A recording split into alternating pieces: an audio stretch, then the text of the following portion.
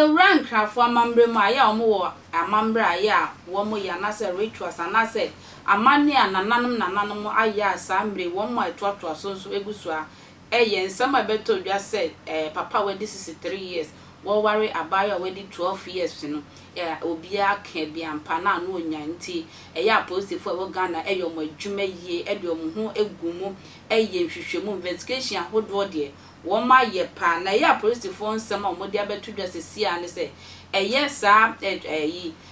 rituals no mo ye no anase sa amamre no mo ye no wo ma hwehwemu adomo sukwa hu se akwala no se be yemfa ne nkosi papa no aboboa no ma one ne enna because na ya ye ayam hihie kakra na emo amambra nananom eye efiti nananom abreso na omo to so se bo se nkonwa no enya yire na emo akwala no obetumi awale be ma bia wo pe na enso hwe amambre pa de na tese wo ye nkonwa yire a amambre wo se wo mo ye ehwie nsan de sa akwala no kire nananom ewo apostifo hwehwemu asabi o makoyinti si ade papa eye 63 years na no ho eda pawa so obi aka bi no apostifo se wo se yija no na ye amambre nso de ye nyi ntontwene e wo se yedi so ma ye nkonkofa onkasebo emra sisia so far matumi aka mo kakra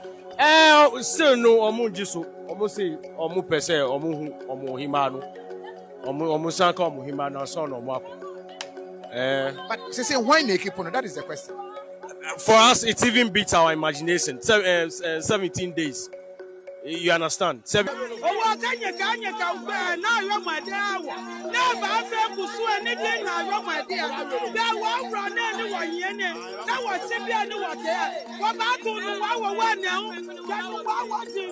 And say something to read. Not just say I see and ye pay in a pemu and chim because nay I am she kakra. I paint you.